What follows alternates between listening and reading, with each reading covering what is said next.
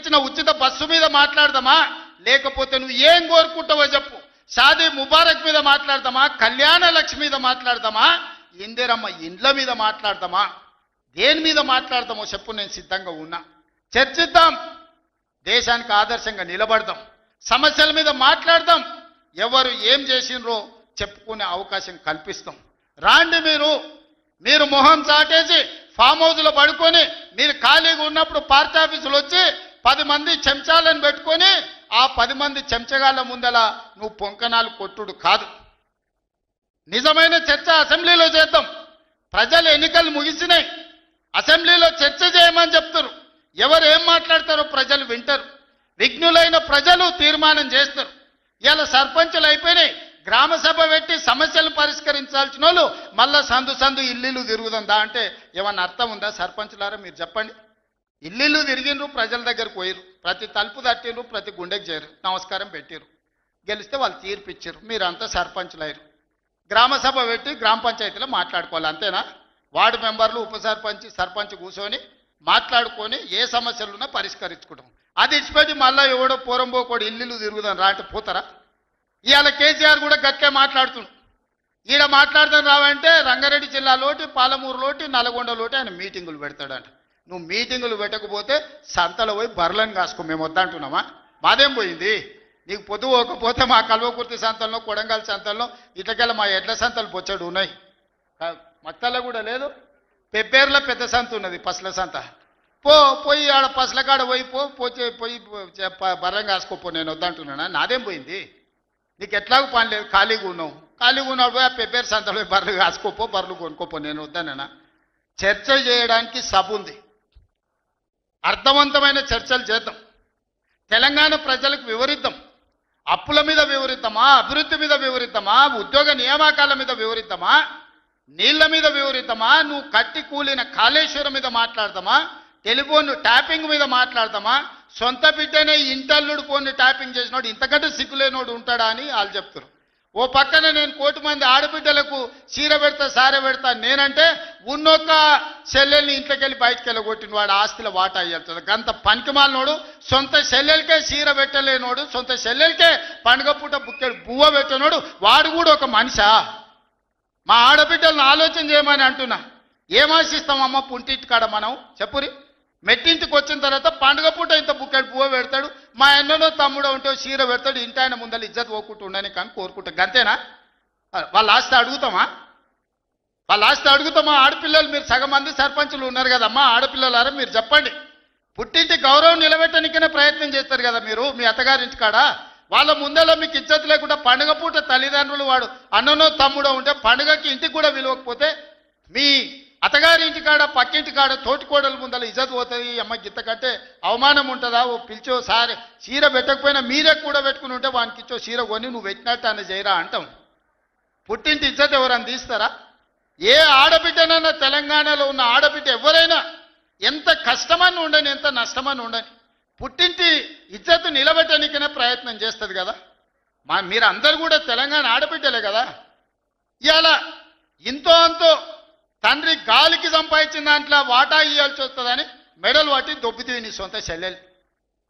నీ సొంత చెల్లెలకే సమాధానం చెప్పలోనే ఆయన నాకు సవాలు ఇసురుతున్నాడు. ఈ అవ్వ లాగులో తొండలు ఇచ్చి కొత్త బిడ్డ నేను అనుకుంటున్నావేమో. నా సంగతి ఇంకా తెలియదు. మీ నాయనని అడిగి ఇంటికి వచ్చి చెప్తాడు. అమెరికాలో బాత్రూమ్లు అడిగినట్టు అనుకుంటున్నావు, నాతో మాట్లాడు అంటే నేనేదో మార్చుకుంటున్నా, పోని ఆవుల పోరోడు గాలికి తిరిగేటోడి గాలికి అంతో నాకెందుకని ఇవన్నీ వేషాలు. ఇంకా ఆ పక్కలో ఒక నలికుట్లోడు ఉంటాడు, 6 అడుగులు ఉన్నా అనుకుంటాడు, ఆ తలకాయ ఎక్కడుందో నాకు తెలియదు. కేసీఆర్ వచ్చి గర్జించిందంట, గర్జనకు నేను పోయి లోపల దాచుకున్నంట.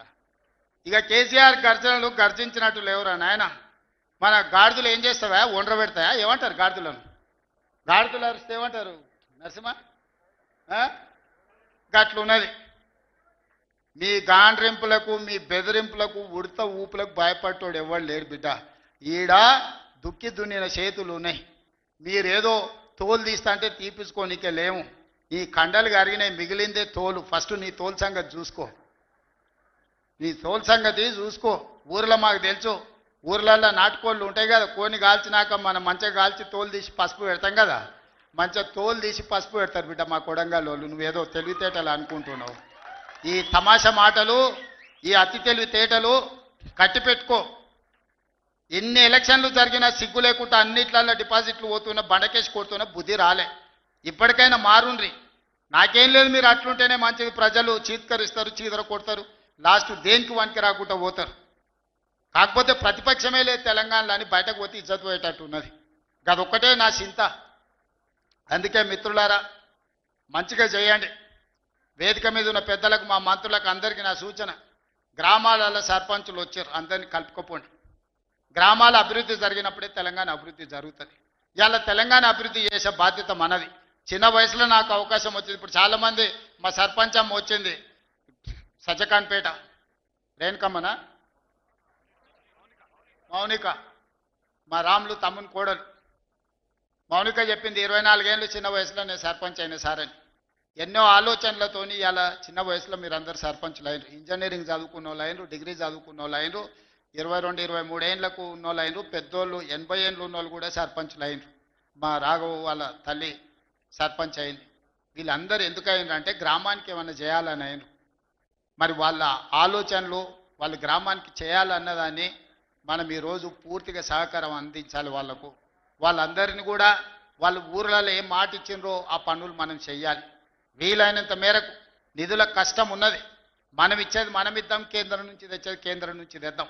మార్చి లోపల కేంద్రం నుంచి 3,000 కోట్ల రూపాయల నిధులు నేను పట్టుకొస్తా. మీకు అందరికీ గ్రామాలలో నిధులు ఇచ్చే బాధ్యత నాది.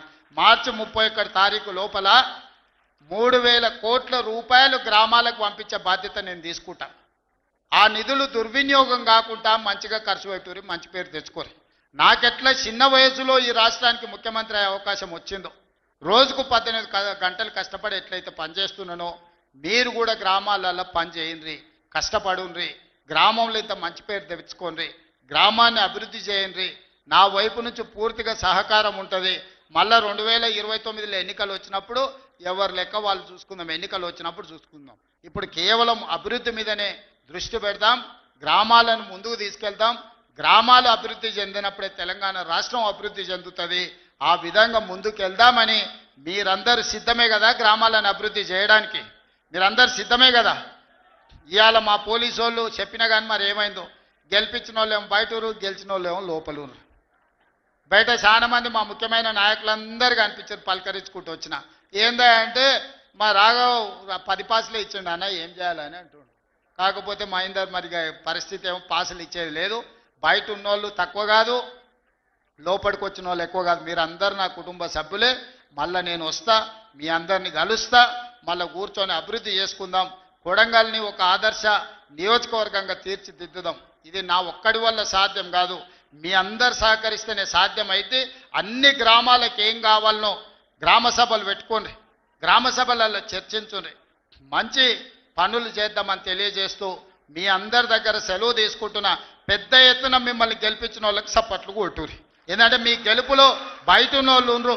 ఈ సప్పట్లు అన్నీ బయట ఉన్న వాళ్ళకి వినిపించాలి. మా మీడియా వాళ్ళు కూడా తీసి బయట ఉన్న మా కార్యకర్త